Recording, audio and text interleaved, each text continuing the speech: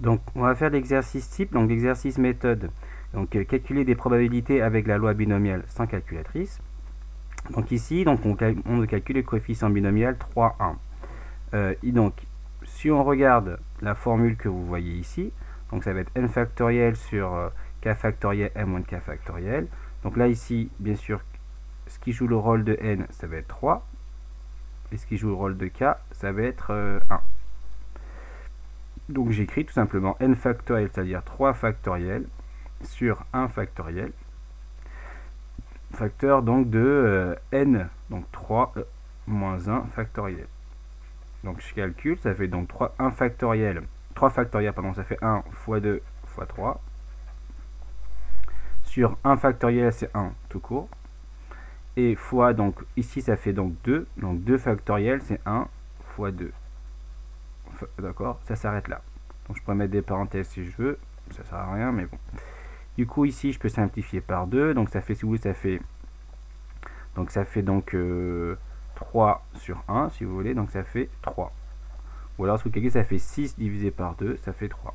Donc voici donc combien vaut le coefficient binomial 3, 1. Si je veux essayer de comprendre, interpréter ce résultat, je peux donc voir le nombre de chemins donc de l'arbre pondéré associé à un schéma de Bernoulli d'ordre ici d'ordre n, d'ordre 3. Donc c'est-à-dire que je vais répéter 3 fois donc une épreuve de Bernoulli. Donc une épreuve de Bernoulli, c'est une épreuve qui a 2 issues, S succès et S bar un échec. D'accord. Je le répète une deuxième fois, S, et là ici S bar. Là, pareil pour ici. Et une troisième fois, et là je m'arrêterai là, puisque c'est une épreuve, donc le paramètre ici, donc il est d'ordre n ici, d'accord. Hop, je connais pas le paramètre par contre. Et donc là je recommence, bon c'est pas très joli, c'est un peu pénible. Donc là je me suis encore trompé, ici c'est S, S bar, là c'est S, S bar.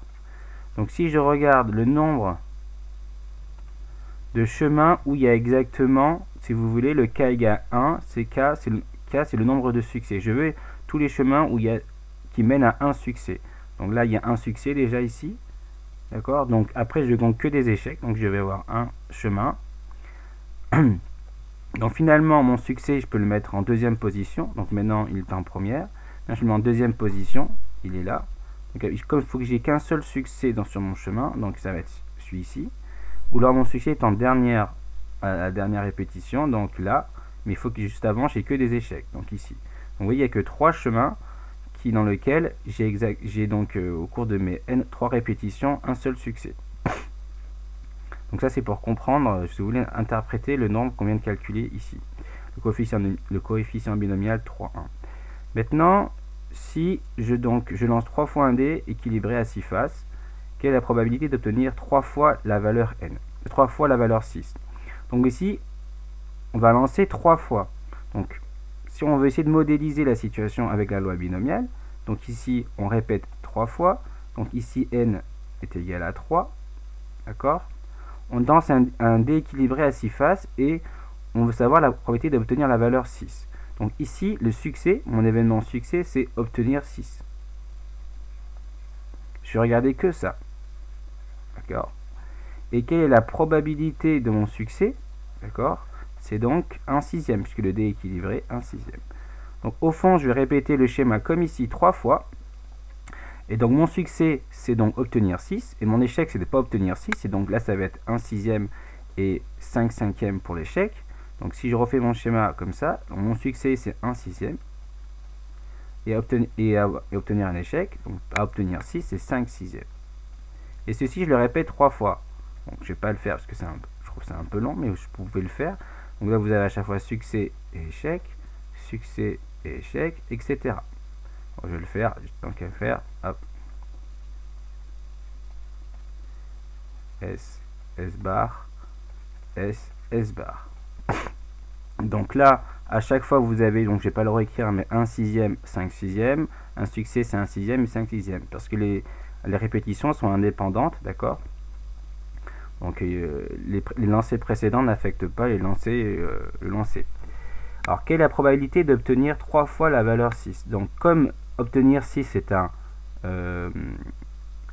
un succès, Donc je vais prendre x qui suit une variable aléatoire, donc lui il suit la loi binomiale, de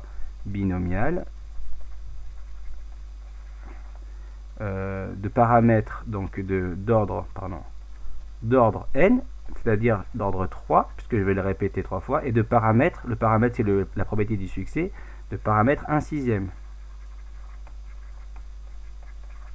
Donc au final, ce que je veux calculer, donc petit a, la probabilité d'obtenir 3 fois la valeur 6. Donc quelle est la probabilité d'avoir 3 succès finalement? Ok. Donc si je calcule ça, au final, je suis la formule que vous pouvez retrouver ici. Là c'est le nombre de succès. Ok, donc c'est n binomial nk, p puissance k, 1 moins p puissance n moins k. Donc vous pouvez l'écrire. Donc là, je vais donc l'écrire là. Donc ici, c'est binomial nk. Comme n il vaut 3, et k il vaut 3, c'est binomial 3, 3. Ok, puisque je veux k succès. Je veux donc obtenir 3 fois la valeur 6. Donc je veux 3 succès au cours de mes 3 lancers. Donc p puissance k, donc ça c'est mon p. D'accord? Donc ça c'est la valeur de p si vous voulez. Ça c'est la valeur de n.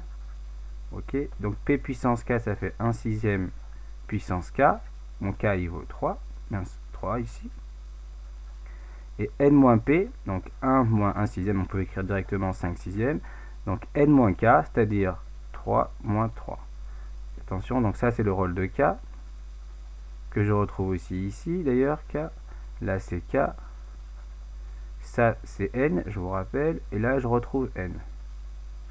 Donc au final, je calcule, donc 3 binomial 3, 3. Si vous voulez, combien y a-t-il de chemins qui mènent à 3 succès? Ben là j'ai mon truc, j'ai mon schéma de Bernoulli, donc où il y a 3 succès, il n'y en a que 1.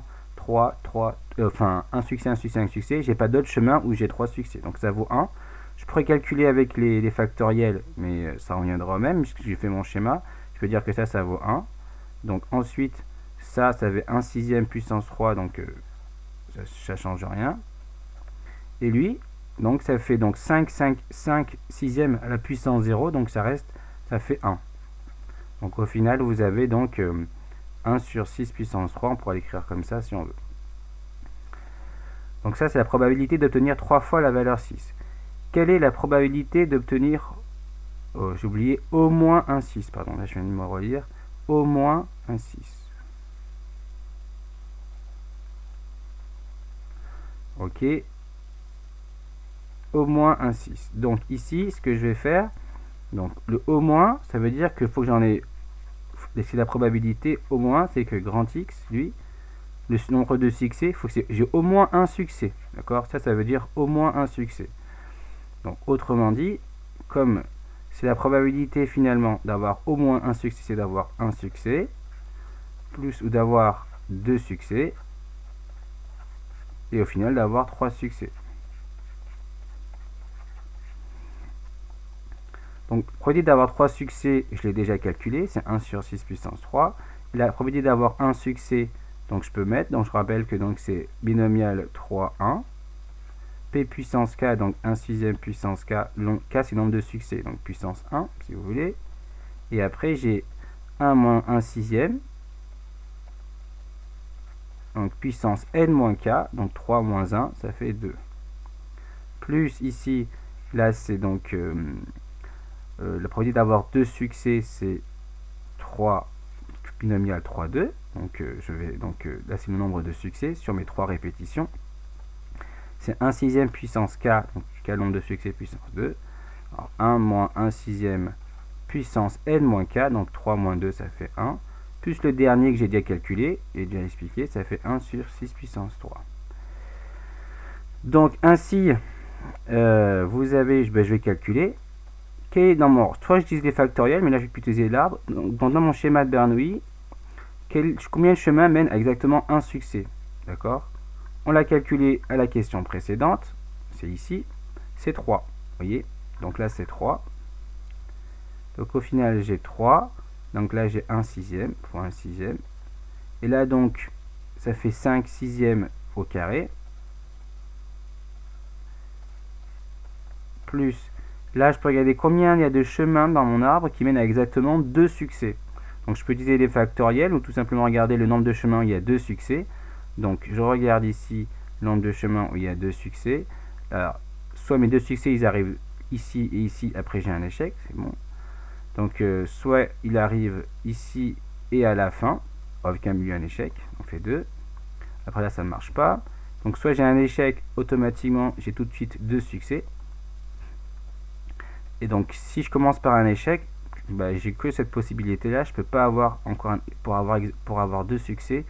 Si là j'enchaîne échec échec, j'aurai donc qu'un seul succès. Donc vous voyez là, il n'y a que 3 chemins qui mènent à 2 succès au cours de mes 3 épreuves de Bernoulli. Donc là donc ça vaut 3. Donc là ça vaut 1 sixième au carré fois donc 5 sixièmes plus 1 sur 6 au cube. Donc après là il vous reste plus qu'à calculer. Donc bon, on peut prendre sa calculatrice ou tout mettre au même dénominateur qui sera 6 au cube. Donc on peut le faire. Ça fait donc 3 fois 25 sur 6 au cube ici, plus 15 fois 6 au cube, plus 1 sur 6 au cube. Donc là ça fait 75 plus 15 plus 1 sur 6 au cube. Donc là vous voyez ça fait donc 90, 91 sur 6 au cube. Après à calculer, je ne connais pas la valeur. Donc de 6 au cube c'est pas 63, on aurait 63 c'est 6 au cube. Voilà. Voici comment on peut calculer donc des probabilités avec la loi binomiale.